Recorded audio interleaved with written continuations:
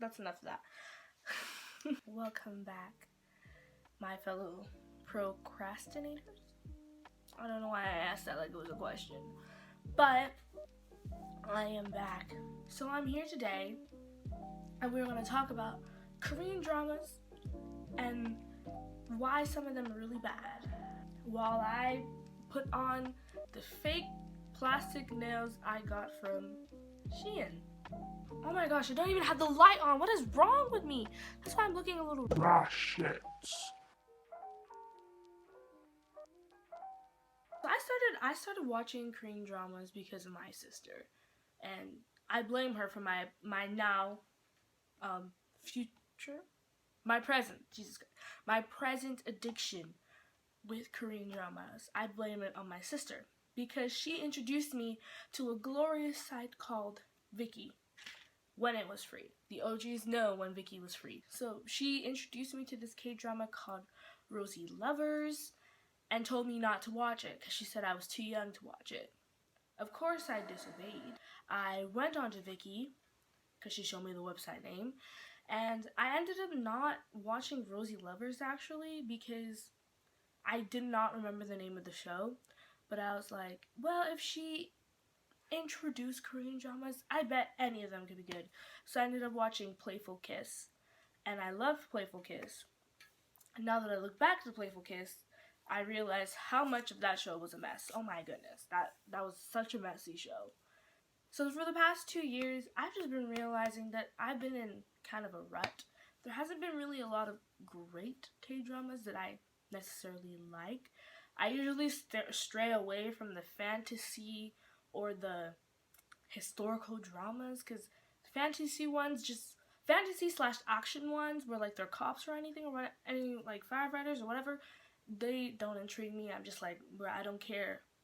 I come for the romance. I stay for the romance. So yeah, for the past 2 years, it's just been like they haven't been like good. Like they've been mad. They've been like, oh, I liked it, but they haven't been like, oh my gosh, I want to cry. I liked it. You know. So today we are gonna talk about it, and I'm gonna list all the bad ones. Before we get on to the video, I just have to say that I actually don't find majority of these on the list to be bad. Like, they're not poorly written, majority of them. They're actually really good stories. Why I put them on the list is because I really could not find bad ones. I could not find trashy, horrible ones, except for number one. The one that took the number one spot was trashy and horrible. Most K-dramas are not like that. So I was like, child, I'm just gonna put the ones where they disappointed me in certain aspects. So these are the ones that disappointed me, honestly. Like, they're not bad, but even so, like, taste is subjective or objective. I don't know the difference. So like whatever I like doesn't necessarily mean that you have to like it, or whatever I dislike doesn't necessarily mean that you have to dislike it. It's really based on opinions, and I'm coming from a very narrow-minded, I guess you could say, since I'm not Korean, I don't know much about Korean culture, haven't studied it. Majority of what I know is from the K-dramas that I watch, and they're not accurate representations of Koreans as a whole. So I'm not looking at this as like Korean people are bad. No. I'm just taking a piece of film and saying, child, this is crazy. Why did they do this to me? I invested myself. But yeah. So onto the video. Actually, onto the video.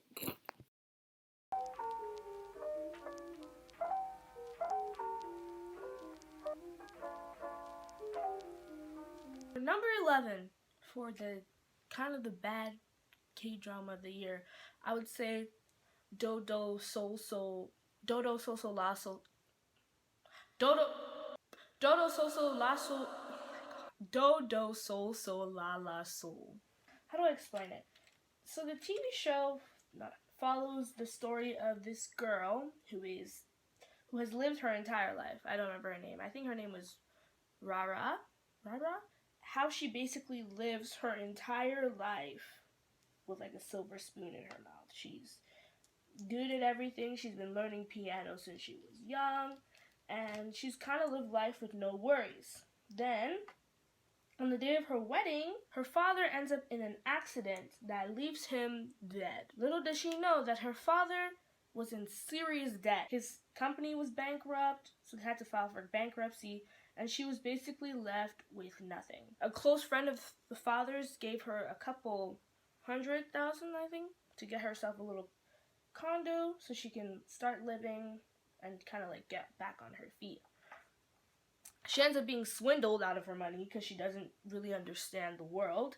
So she's been, during the whole entire kind of loss of her father and like the fact that she is kind of on her own now, she's been getting like these weird Instagram messages that have been like directly targeted to her, where they talk about music. The Instagram posts are like sending her messages to like come and find them. So she ends up following the trail and going to this like nearby town with the only thing she has is her dog and her car. That's the only thing she has left. So she's hoping that by meeting this person, they can help her out by giving her a place to stay, giving her money or whatnot. Excuse me. Ah! I'm trying to find the right nail. These seem a little too big.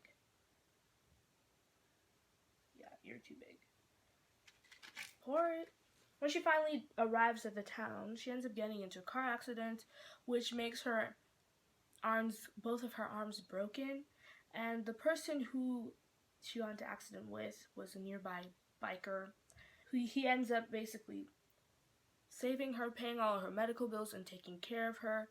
And then they end up forming a relationship and, whatnot. So it's later revealed that this biker man who led her to believe that he was this poor guy who was just working to survive, is actually from an aristocrat family and he has a lot of money. So they go through the whole entire cliche, mother hates her because she's not rich, and father is slightly abusive, the cliche Korean drama arcs. And they go through all of that, and then they finally kind of figure it all out, and bam, he gets cancer. And then we spend the rest of the show thinking that he is dead.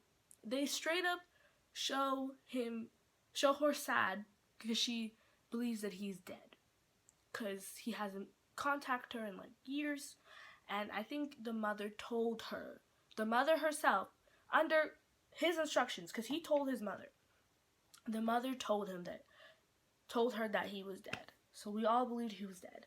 And then, what makes, we go through all of that, and you're like, wow, this could be actually a good show. It shows that love is not always happily ever after. People will die, and that's just the true part of the world, true part of life. So I was satisfied with that. I was upset but satisfied. But then out of nowhere, what makes the show bad on the last episode is that they decided to bring him back to life. Like, he just shows up while she's sitting outside of her house. He just shows up and he's like, and then they look at each other, and then like she cries, and I'm like, I would not be crying. I would be throwing some hands, because you left me under the impression that you're dead, and then you show up 2 years later, 3 years later, and you're like, psych, I'm alive. No, you don't get to do that. So that's what make this show, I would have gave it probably like a 8 out of 10. I thought it was pretty good. It was a good drama to pass time. And then they did that, and then they just got bumped down to a 6. So I give this drama a 6 out of 10. So on to the next one. A Love So Beautiful. Here's the thing. I like this drama, but I felt like it should have been only 15 episodes. How long was this? No! I hate this. So they only had 24 episodes, and it was 30 minutes long. So it was only 12 episodes, technically. The story itself wasn't bad. It just wasn't it. I couldn't finish it. That's the thing. I didn't finish the show. I think I made it to episode 19, and I just called it quits because I felt like the show was just dragging on for a little too long. Like, the main conflict, should I explain what this is about? Like, So basically, it's about this girl. I think her name is Sin Lee. Girl, I want help for mispronouncing these names. I'm sorry. Follows her the fact that she's in love with her classmate, but he doesn't love her back. It's a seemingly unrequited love story. I kind of wish it was about unrequited love. That's the thing. I wish he didn't like her. We're told that he doesn't like her. We're led to believe that he doesn't like her. So why does he like her? Like, why can't he just not like her? That's the thing. Teach a lesson to children, not children. Teach a lesson to the young minds that just because you like someone doesn't mean that they have to like you back. I didn't really care for the main male interest. I was like, okay, second lead is better. Second lead syndrome. But I was like, the second lead was just objectively better. So if I were to give it a rating, I would give it a 5. A little bit below Dodo So La La Soul. Yeah. Just because I watched a good amount of it, so I wasn't bored from the beginning. I was just bored as it went on. See, like, I don't know. My sister said the almond shape looks nicer, but like I look at the back. It looks ugly from the back. Front, it looks ugly. This one kills me to say. Can we just no? I'm switching up the orders. Dodo So La La Soul is number 9. I Love Is So Beautiful is number 10. This one I'm about to say is Welcome. Welcome is number 11. We're switching up the orders because I feel like I must have been on drugs. Because I actually liked Welcome from the beginning to the end. The main reason, though, I watched this show was because of Elle. And it's not because I'm an Infinite fan. He's from Infinite, right? I'm not an Infinite fan at all. Like, I've never listened to any of their songs. But frankly, it's just the fact that I saw him in Miss Hammurabi? I've searched this up multiple times, and that's what they tell me how to pronounce it. So I'm just going to say Miss Hammurabi. I've watched that show. I watched that show in 2018, I'm pretty sure, and I loved it. I loved how it was, like, a little less focused on the romance and more focused on the actual story. And I loved him in that. And that's how he got introduced to me as an actor. Not as a singer. I was only after I watched that show that I figured out that he was like part of this really big K-pop group. So I watched him in that. Then I watched him in Angel's Last Mission, which I loved too. And then I watched him in Welcome. And I have to be honest with you, it was a bit of a strange show. So Welcome follows the story of this girl. I don't remember her name. I think it's her dad. Her dad ends up getting remarried, and then she ends up moving into her stepmom's old house. And it's basically the story about how she's been in love with this one guy for like how many years? Several years, but he's been seemingly unrequited love for her. And she seemingly, I gotta stop using that word, but I like it. She seemingly is supposed to live with her stepbrother. Her soon-to-be stepbrother. Let's clarify. Her soon-to-be stepbrother ends up actually leaving, and he goes on an Alaskan trip across the country. I don't think he went to Alaska, but I'm just gonna guess he went to Alaska. But he left, and he's doing a backpacking thing, you know, being his free nature self. So she thinks she's gonna be moving in with her stepbrother, but in actuality, she doesn't know this, but she's actually moving in with her cat, with her stepmother's cat, who turns into human during the day and sometimes at night. So this is why I put it on the list, because she ends up falling in love with her fake stepbrother / cat. So she's like, at first she's like, oh my god, I can't like my stepbrother, and that's so strange. But then she later finds out that he's a cat, which is even stranger, and she's like, you know what, it's okay. It's okay. It's okay.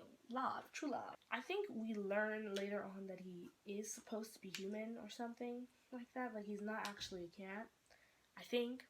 Don't take my word for it, because the show is strange. But yeah, that's literally the premise of the show. So why I put it on this list? The main reason why I put this on the list is because I just thought the premise of the show was kind of strange. There's a lot of unexplained things, like the cat issues.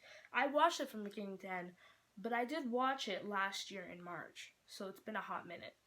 So I don't remember everything, but I just thought that it was a strange show.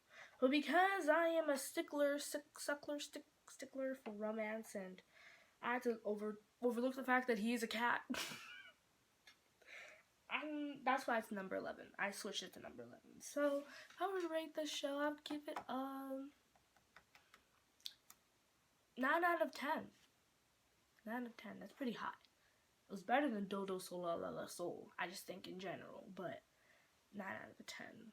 But I am biased to L, so. Rewind. Number 8 is Startup. Startup is a story about Namdoo-san and Soldalmi. I think I said that right. And how they basically are trying to become entrepreneurs. And it's kind of like they're about their romance at the same time as they're trying to become entrepreneurs. According to IMDb, in a cutthroat world of Korea's high-tech industry. So yeah, backstory, because I have to give backstory for everything. So there's like 3 major characters. Actually 4 major characters. I'm only going to talk about 4 major characters. So we're going to start with So Dal-mi. So Dal-mi is a typical girl who has ambition. She grew up in a kind of not so much fortunate household. Her dad had a lot of big dreams, but he didn't really see the results of his dreams. And his wife, her mother, was not willing to wait and basically jeopardize the family's financial security for him to go on what seemed like a pipe dream. So she kind of forced him to be in a 9-to-5 job, which he was just not meant to do. Which ends up happening is that he ends up quitting his job. Or not quitting, but kind of quitting/losing his job. And the mother was like, you know what? Either you get your job back or we're getting a divorce. Long story short, they end up getting a divorce, which ends up splitting up So Dal-mi and her sister, Won-jae. Won-jae, not Won-jae. Well, Won-jae. So basically her mother comes up to, I think her parents come up to the both of them, her and her sister, and they're like, who do you want to live with, your mother or your dad? So Dal-mi chose her dad. I'm just gonna call it N-jae. Decides to fuck. Why does this kind of look ugly? She decides to move in with her mother. So her dad ends up coming up with this idea of this place called Sandbox. He didn't name it, but it's relevant to the story. He ends up coming up with this idea called Sandbox, a place where young entrepreneurs can have the backing that they need to get their stuff out there, to get jobs, to get products out, to get, start living, start, income. So he ends up pitching his idea to these group of investors. They end up loving the idea, and he's going to become rich and famous now. And then on the way back home, he ends up dying on the bus. So he's dead. His dream is dead, but the investors are still going to go ahead with the plan because I guess he didn't patent it. Because he's dead, he's dead. So Dal-mi ends up moving in with her grandmother. We'll be back to her. I forgot to mention this, but at this point, the dad isn't dead. So the character I'm going to talk about is before the dad died. Now we're going to go to Ji-pyong? Han Ji-pyong? I think that's his name. And he is a hotshot investor that's really successful, he's like one of the, not the board, but like he's like an important person at Sandbox. So his backstory is that he grew up in an orphanage. I think his parents died, hence the fact that he grew up in an orphanage. But he ends up coming to, I think he wins in this award or something, or he's smart or something, ends up earning a large sum of money. So when he turns 18, they basically say, pack it up and leave. Peace out. So he's living kind of homeless, and he runs into Sodami's grandmother, who offers him a place to stay. So because Sodami was kind of struggling with the fact that her parents were getting divorced, her grandmother, to make her feel better, ends up getting Han Ji-pyong to write fake love letters under the alias Namdu-san, so that he could basically like be her first love. He ends up being her first love. We'll get back to that.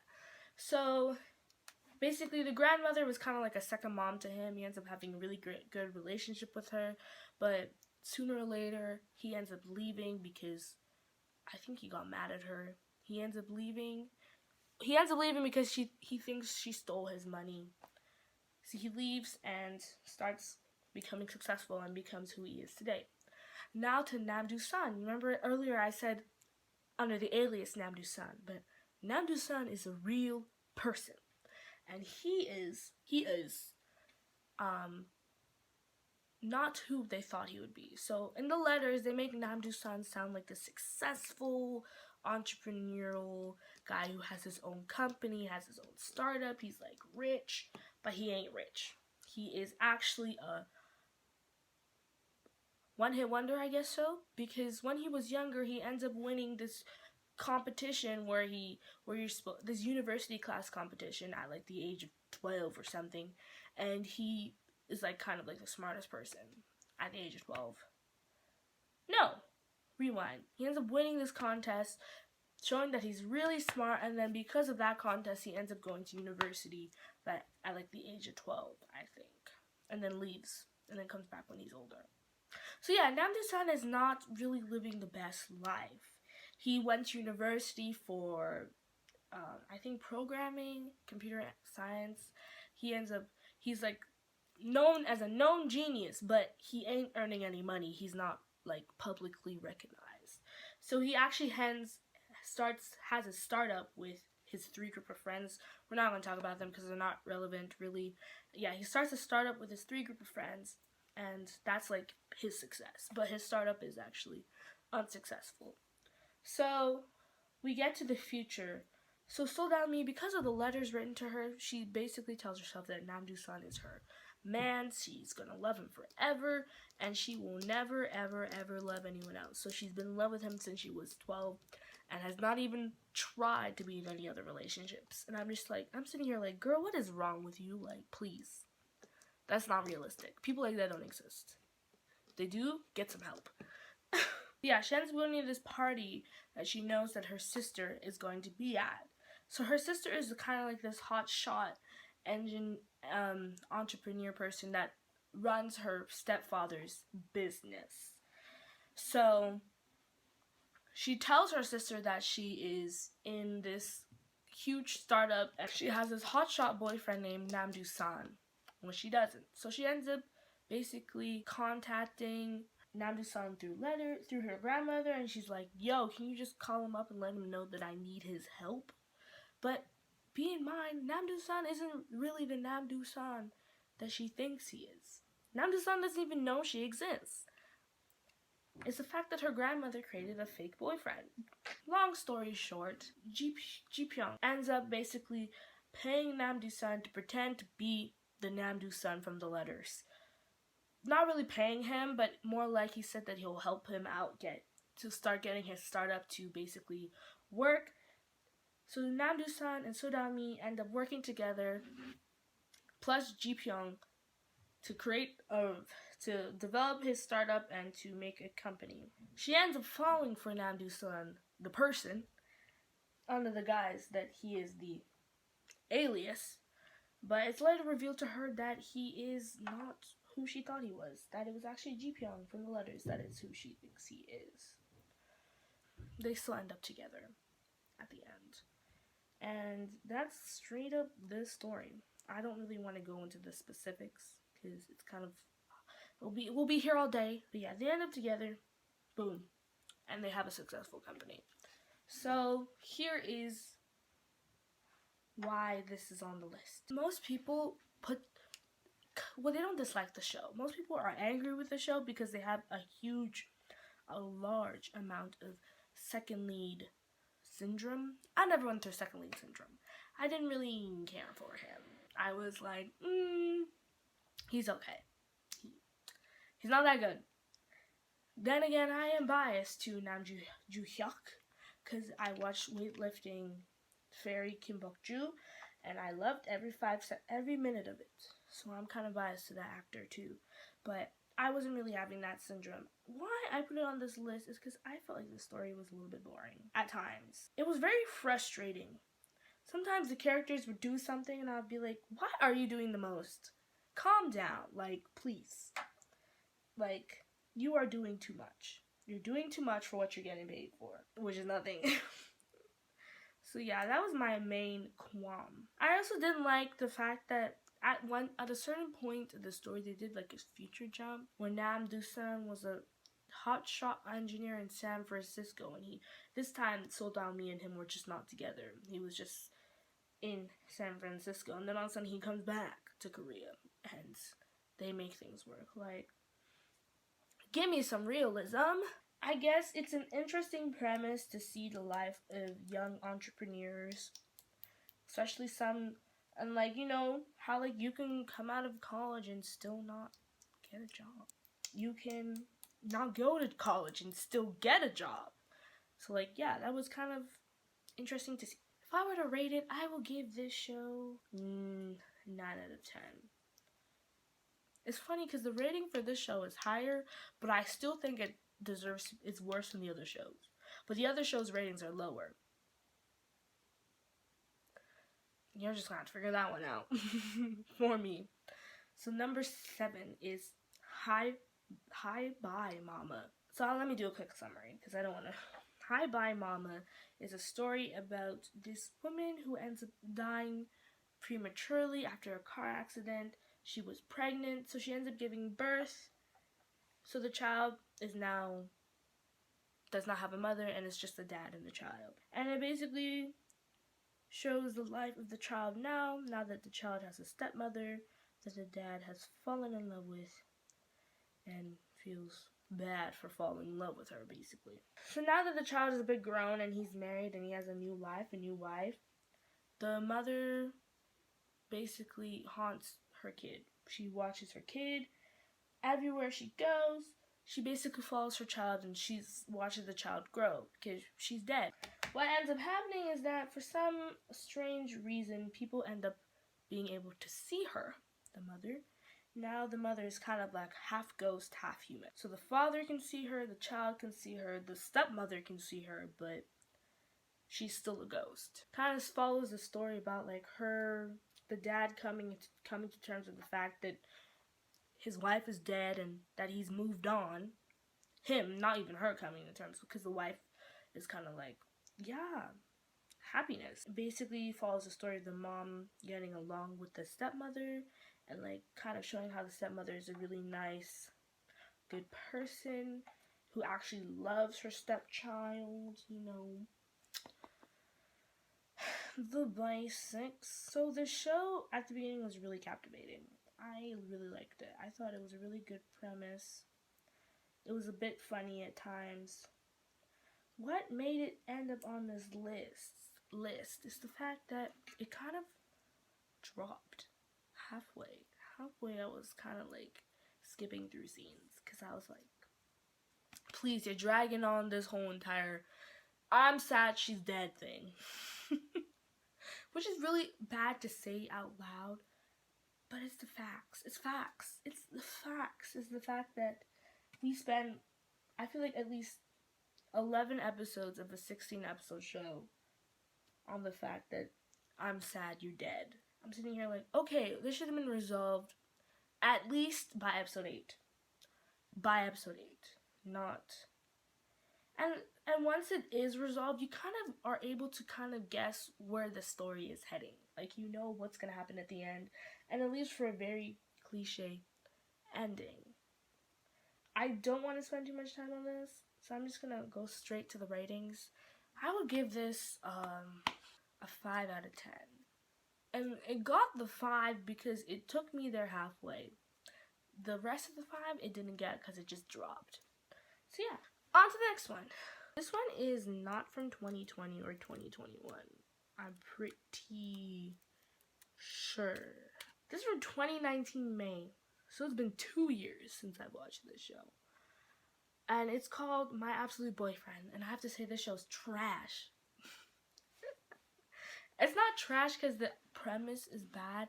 It's trash because the story is bad. The story is bad. Like, the story in itself is just, it's cringy. The acting is cringy. This is the one time I'm like, girl, the acting is bad. The acting was bad. I don't even freaking remember what this show was about. But it just came up to my mind when I was thinking about bad shows. I was like, My Absolute Boyfriend. So I'm just going to read the Google description. So, after secretly dating a popular actor for several years, a special effects makeup artist accidentally activates a humanoid robot that's programmed to be in love with only one girlfriend. And it's all coming back to me. I feel like it was going for the I'm not a robot. And I'm not talking about the one about the teenagers. That one is trash too. I've never watched it, but it seems like trash.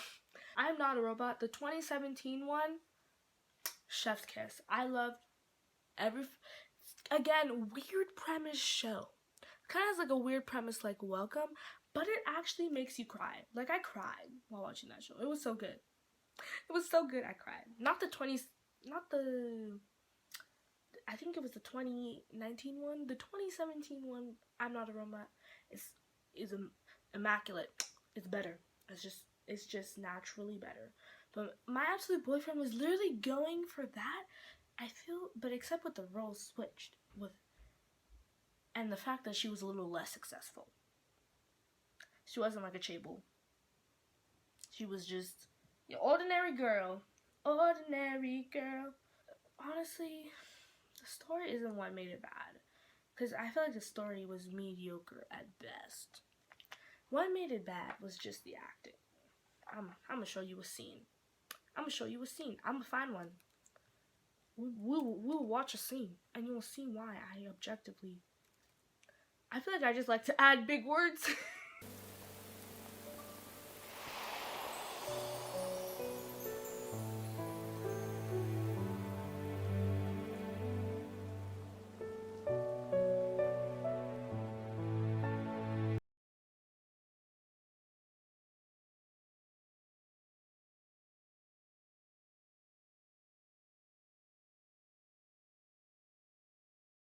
It's her. It wasn't really any of the other actors. I think it was her. You know, I've seen this in Kdramas all the time, but I don't know why this particular show just made it really bad. I want to see the comments. Honestly, I feel like most people like this. I just not. People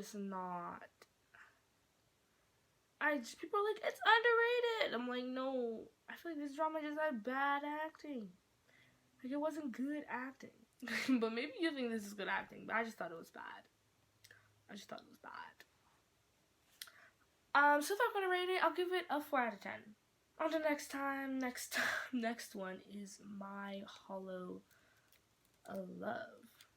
So it's on this list is because this drama was so forgettable that I was like K-dramas, and then I saw My Holo of Love and I was like, oh my god, I remember not really liking this. So this one came out in February 2020, so it's been a year. And it basically follows a story with this woman who is facially blind.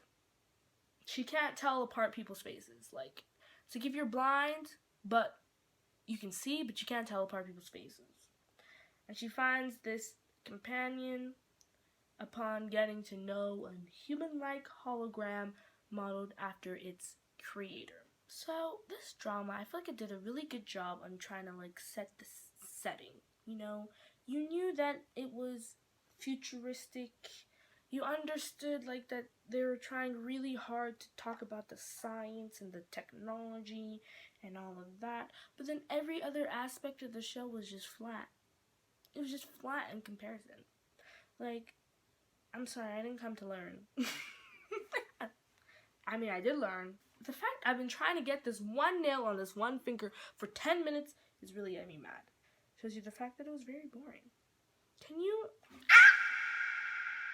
Okay, if this nail just does not want to cooperate, I'm going to move on to the next one. Because I've been doing this for a minute. Not even a hot minute. A very long minute. If this falls off in the next coming hours, I will beat someone up. Beat a girl up. On to the next one. Oh, I didn't even talk about the rating. I forgot about this show whilst talking about this show. I'll give it a 3 out of 10. I just think it wasn't for me. Like, most people liked it. Okay, the next one we have is Melting Me Softly. My guy. This drama was so bad. It was so bad. Chan-wook. Anyways, one of that. Basically, he was on Suspicious Partner, which I watched and it was pretty good. So he was on that show. And then he finished said show. Then after that show, I think he went to do his military service. So he was gone for 2 years. So I think this was his comeback drama, sort of. They don't really call it a comeback drama, but like everyone was like, oh my god, he's back. But yeah, this was his comeback show. And it was very disappointing. So I watched the show for him, and then for the main lead female, Gomiran. I watched the actress Woon Jin as Just Between Lovers. Immaculate, chef's kiss, amazing show. That's what I call a good drama, because that show was really good. Oh my god. Did not skip any scenes. But yeah, I was like, oh my gosh, she was in a good drama and he was in a good drama. So like, immaculate. Why am I saying immaculate so much? So basically, this show kind of explores the idea of age and how that's kind of like affects love and family and, you know, time. It was a rom-com. That was the drama, the category that it put itself under. It had the romance, sort of. It had the... Okay, I just think they didn't have chemistry. I just think the main two key leads just did not have chemistry. But let's just say they had the romance and they had the mystery thing, but it was not funny in any way possible. If you want a good comedy drama that has romance in it, watch Welcome to Waikiki. 1, even 2. 2 is sort of funny. 1 is funnier. And that has the whole entire romance aspect, but is actually funny at the same time. This one just was not. It was not funny. The jokes weren't hitting. They weren't, ha ha ha. I would chuckle, but I wouldn't laugh. But I just thought it was really lacking in the actual story. Like, you knew the story, but you didn't know the story. Like, I had no idea where they were going with it. And it wasn't like a good, I had no idea where they were going with it. It was like a, what are you doing? Like, please, wrap it up, pack it up, hang it up, flat screen. So I'm going to give this a 1.5 out of 10. I just thought it was really bad. Okay, so the next drama is Descendants of the Sun. This show came out years ago. It's relatively old. It's a 2016 romance comedy, I guess you could call. But what I would like to call it is cringiness. It's cringe. It's cringy. It was just too dramatic for my taste. Like, it's not bad. Like, the story's not bad. The acting's not bad. For a very simple premise for a story, it was too dramatic. And that's the only reason. Like, nothing else. Nothing else. And, like, you're like, oh my gosh, but Korean dramas are dramatic, Esther. I'm like, this was too much. This was more than I'm used to. But then again, maybe I haven't watched enough. Maybe I need to watch more and I'll be really educated on Korean dramas.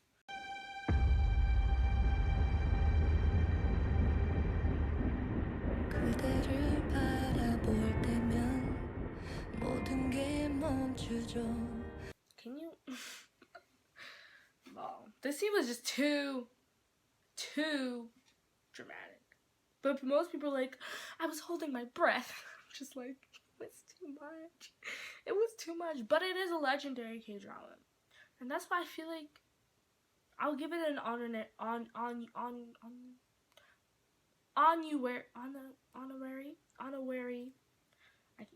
English is my first language, I swear. Honorary. Oh my god, why can I say that? I'm gonna give them an honorary title where it's so bad, it's good. Gosh, I am moving at turtle pace. I still have more to do. And I'm on number 2. Okay, we're just gonna shut up for a second so I can speed run this. I'm gonna stop the recording. I'll be back. I'm back. I finished gluing them on, but now I'm gonna put some clear, whatchamacallit, top coat with like sparkles on it, because it looks really plastic. Like, if you look closely, you can see how plastic it looks. You can literally see the glue underneath the nail. So I'm trying to hide the fact that it's plastic. It's clear, but it has like these gold flakes on it. So I've had this since grade 7 and grade 6 actually. Lol, that's such a long time. Let's move on to number 2. Like, I love K-dramas. I actually don't think all the bad ones are necessarily bad. I just think they're funny. But this one was bad. Because when you end up getting fed up with a drama and you can't even actively get yourself to finish it, I think that's when it's bad. So you can have the dramatic, screaming, yelling, dramatic stepmom paying money, but it still be so bad that it's good. This was just bad. So yeah, so the second worst drama of 2020 had to be Record of Youth. Okay, so a lot of people like it, and I liked it. I liked from episodes 1 to episodes, I feel like 14. Because I feel like they just botched. Debauch. It was a debauchery of the last 2 episodes. Why I didn't like it wasn't the fact that the story was bad. Wasn't the fact that the acting was bad, because the acting was really good. It was the fact that the main characters, the main 2 couples, made me so annoying. The main 3, the triangle, the love triangle was so annoying. I was like, please, stop this. Get some help. Like, why do you do it? It was so annoying. It's not really the third person that was kind of injecting themselves into the main cast love story. Is the fact that the main 2 lovers. Why am I talking like this? The main 2 lovers, the people who were seemingly in love with each other, were just so cryptic. Why are you talking in metaphors? Say what you want and do what you want. If I was gonna rate it, the story wasn't bad. It was just the fact that the relationship was so annoying. I think I'm gonna give it a 1.5 out of 10. No, that's a little bit mean. I'll give it a 7 out of 10. Like, this has a better rating than, oh, what's that show called? Which one? Melting Me Softly. But this was more annoying than Melting Me Softly, because I was invested. Gosh, I have an hour to get my homework done before the due date, but I need to finish filming this. Okay, so the worst, and I'm actually gonna say this is the worst one I've ever watched in my life. It's been trashed since the day one. Would have to be Redacted. I'm not even looking at it. The worst one has to be Redacted. So I'm gonna address the most obvious reason why it was really bad. It was very xenophobic / racist.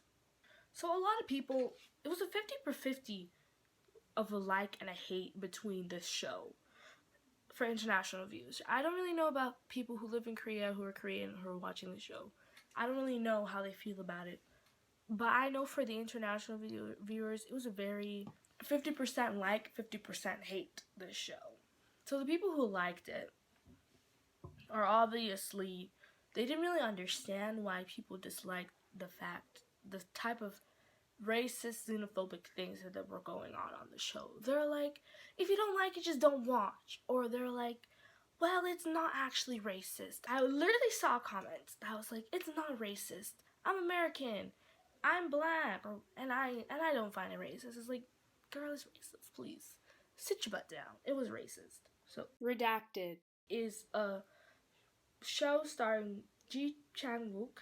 You know him from Melting Me Softly, and Kim Yoo Jung. I watched this show initially for him, and sort of for her. I saw her in that cleaning show. That was okay. I was like, Melting Me Softly was disappointing, but I believe that it was just the writers, that this drama would probably be good.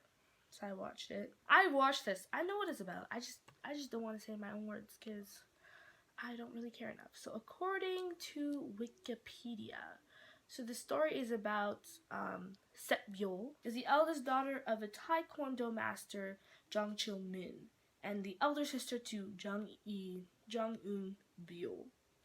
So when they were training, Daehyun saves Sepbyul from falling onto a sandbag, and she instantly falls in love with him, and then she ends up stalking him. I'm joking. But she basically decides that he is going to be hers forever. I'm making it sound creepy, but it is a little bit creepy. But she falls in love with him, and she's like, oh my gosh, me and the mans are going to be together. 3 years later, I think a couple years later, her dad ends up dying from a car accident, and she and her sister become orphans, and she has to basically provide for her sister, feed her sister, take care of her sister. So because of this, she ends up not going to university and basically works, entry-level job positions. She sort of earns the title of delinquent because Sepbyul, because she's a taekwondo masteress, she knows she can fight real well, and she ends up beating up bullies that attack her friends and who are trying to attack her sister.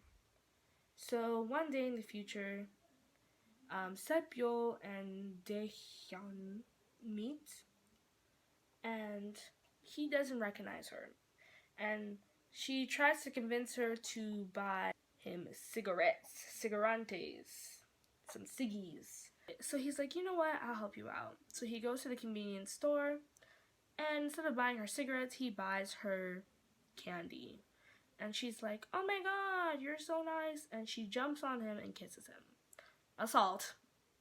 Straight up assault. Another flash forward 2 years later, he basically quits.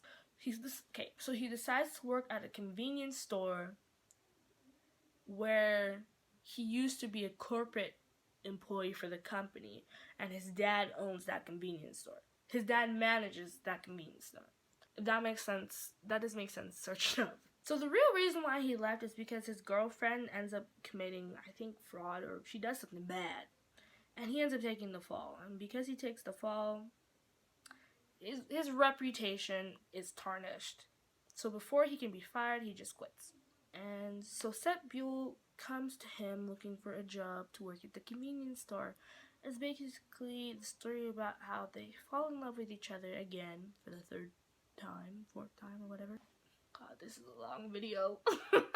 So their relationship is kind of like a weird platonic but / not platonic thing where they like each other, but because he's kind of dating someone and she doesn't want to step on anyone's toes, they kind of stay in this weird limbo state where they're like, oh my god, I like you, you like me, but let's not kiss, let's not date, because we don't cheat. But at the end, they end up getting together. I think he breaks up with his girlfriend. Pretty sure, or she dumps him. One of the two. So, one of the other characters, literally a useless character, I'll be honest with you. The man's had no addition to the story. He was definitely a useless character. Redacted. So he's this webtoon writer. And I think he's supposed to represent the actual webtoon writer for this show. Because this show was based on a webtoon. I have not read the webtoon. Because apparently the webtoon is 18+. And I'm just here like, what is going on in the webtoon? So they represent this webtoon writer as this Korean person who moved to Jamaica. So he's grown up in Jamaica for majority of his life, and he has the dreadlocks, the stereotypical, headband with the Jamaican flag. Bruh, I don't even know. So he's kind of playing this caricature of a very stereotypical Jamaican person, saying man a lot, being like, my brother, talking about reggae music and having dreadlocks. But the way they depict him, who he is, and the fact that he's depicting a black person is that they make him really stinky, really smelly, really dirty. They make him have flies coming out of his hair. They literally do blackface. I also forgot to mention this, but they really, really, really sexualized him. And it was like more than most of the other characters. Like even the picture I showed had some type of sexualization, like with the dolls in the background. Okay, he was an adult webtoon writer in the show, but even so, like if it was a little too much, it made me really uncomfortable, and I could go on an entire rant about how that connects to black people in general and how like black people are often sexualized, and the fact that they sexualized him, it was kind of a little bit connections, but let's go back. Literally do blackface, and this entire thing is blackface. Blackface doesn't necessarily mean you have to put paint on your face. You can do blackface without putting paint on your face, but basically doing blackface and then kind of making it seem, making a caricature of stereotypical black, the way a stereotypical African person acts. And you may say, why are you saying African when he's talking about Jamaica? And that's frankly because of this scene.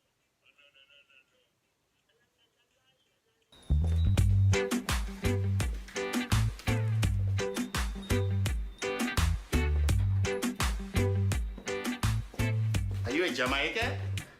I'm original Korean. 안녕하세요. I'm from Nigeria. We are Jamaica family. Yeah, we a Jamaican family. Ah la la la la lo. Oh, la la la la la. So I was just reading a comment. So yeah, you seen this scene. I was reading a comment. This person says, Is reggae music origin by Jamaican? The Nigerian has reggae style. That's why they're Jamaican family, which means connected by reggae style. Correct me if I'm wrong. So then I said, you're wrong. And then I clicked on the replies, and this person said, you're wrong. First and foremost, dancehall and Afrobeats are not even remotely the same. Both genres slap. But I recommend listening to both genres because literally, and I'm sorry, that's the best we've got. But no way are they related. And that just brings me to the point of people are defending it so blindly because you're not even actually searching up what you're typing up. Make it make sense. I'm so confused. So, the whole entire reggae music, it's not the same to Nigerian music. Fact is that Nigeria and Jamaica are literally different, have different distinct cultures. Literally, Nigerians have distinct cultures within Nigeria. There's like so many cultures within Nigeria. I bet there's so many cultures within Jamaica. But the fact that Jamaica is literally in the Caribbean and Nigeria is literally in Africa, is that the fact that they're both black, that they are the same thing, that they're family, that they are Jamaican siblings? Like, no. Also, the whole entire idea of them having the same reggae style, no. Like, open a book. Literally open a book. Go to Google, literally. There's just like also a historical thing about like making fun of Rastafarian culture, the stereotypical thing that dreads are unclean, unkept, unprofessional when that is not even true. I feel like he's just the poster child for cultural appropriation. And after seeing, I should have clicked off after the second episode, but for my allegiance to the actors, I kept watching. Really dumb. I kept watching to that scene, to that grocery scene, and I was just like, you know what?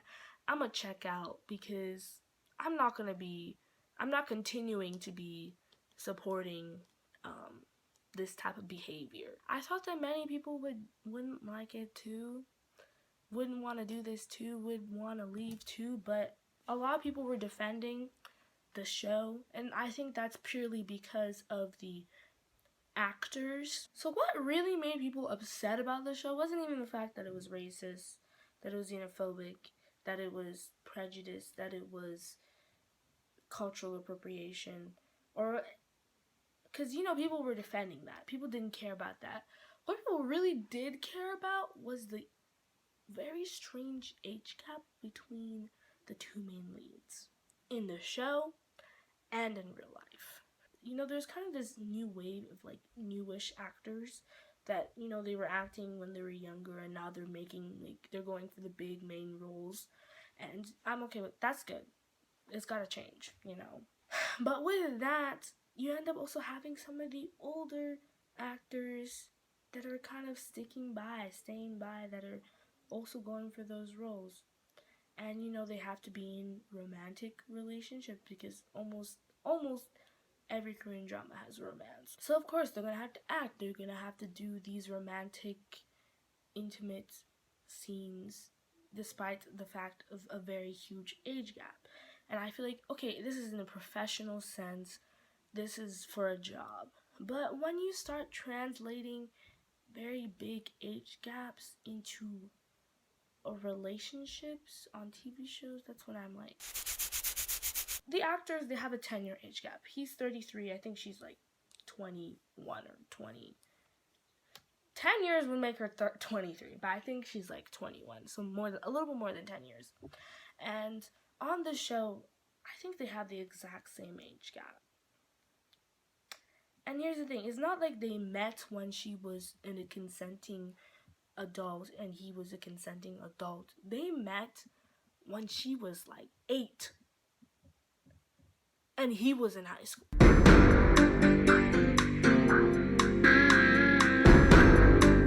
That's the strange part, because you can be in a relationship with an older person when you're a consenting adult. I think that is, though not something that I would personally do, that is a choice that I can't completely and utterly call disgusting. But for them to insinuate that they've had this romantic relationship since they were 8 years old is kind of... Okay, it didn't start off with him liking her. So, remember earlier when I said he saved her from like a sandbag? So she was 8 in that scene and he was in high school, and she was kind of like, she had a crush on him. She was kind of like, oh my god, he's so hot. But of course, I think he didn't have a crush on her because she was 8 and he was like in high school. Flash forward again, this man is well in his mid-20s, I'm guessing, and she's a high school student. And that kiss she gave him was when she was in high school. Clearly underage, because the fact that she was asking him to buy cigarettes for her.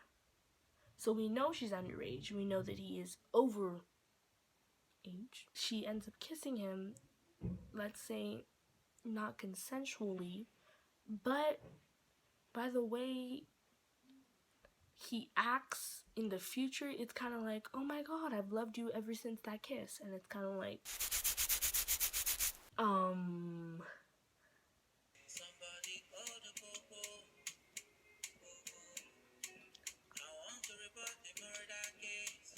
murder. Somebody call the popo. Bleh. Somebody call the popo. Okay, well, he didn't kill anyone, but that was strange behavior. That's what people were genuinely upset about internationally and in South Korea. I know in South Korea they had a petition to take the show down, like to stop airing it in general, because they're like, we're not going to endorse minors being in a relationship with adults. Like, it's strange behavior. If you do end up watching Redacted, I am going to heavily judge you for that. Not me saying, I'm not trying to control you, but if you do, I will judge you. And I'm allowed to do that. It's not like me judging you is really gonna affect your life millions and thousands away from me. I just don't think it's a good show, and even the story itself is just not that good. The story, it's not there. It's not even good. So, if you want to be slightly disappointed, that's fine. But I understand why people watch it, because, you know, they love the actors. The actors are pretty well known. And though I cannot say that they are in complete fault, because they had no idea, maybe not no idea, but they didn't really have a clear idea where the show was heading, where the ending, how the story would be told. I don't think they're absolved from any criticism, from any accountability, because please, how old are you? Like, I can't even snap, but like, I'm tired of this whole entire, I didn't grow up with that. Like, where are we now? The standard for everybody is that you should have somewhat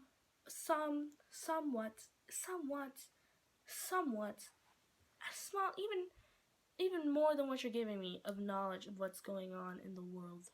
Maybe not every single country, but this is a social issue, especially because this show was airing during the height of BLM.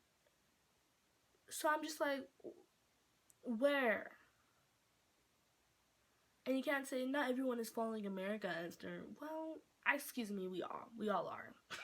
I'm not American. Be mine. I'm not American. Americans are annoying sometimes, but let's be honest, we all following them to some degree, because they have a global chokehold on us. So the fact that you're just sitting there idly being like, I didn't know, doesn't mean that you're absolved from any type of responsibility. I don't even have to explain myself. That's all I have to say, is that they are somewhat responsible. So, okay, maybe boycott's a little too harsh. You know, but that's a personal choice. I am so indecisive. I'm a Libra. So that brings me to the end of my video. Oh, I didn't rate it. If I were to rate this show, I would give it a -10 out of 10. I will actually be honest and say that this is probably the worst show I've ever watched in my life, of Korean dramas. You know what? If you like this video, then I will probably release a video talking about the best Korean dramas I've ever watched in my life, because, oh my god, there's so many good ones out there. Don't take this video as me saying that Korean dramas altogether and a whole are bad, because the fact that I am still watching after watching for 7 years means that I am heavily invested in the lives of average Korean people. I don't know where I'm going with this, but I just want to say that not all Korean dramas are bad. Every form of media has its really bad TV shows. Take, for in fact, Riverdale. Riverdale was bad. Riverdale is a really bad show, and I think it should be off air. And it's American, and I can actively say that it's a bad show. Canadian show. Canadian content is not really there. It's not hitting the fan. Except for maybe Indigenous Canadian content, everything else is very mediocre. I mean, but I haven't watched enough Indigenous content. I should probably get to that. Maybe that'll be my next video. Me watching an Indigenous show and reviewing it. Who knows? But I would have to say that it's almost 7 p.m. I have to finish my homework by 8. So I'm going to say goodbye. Oh, show the nails.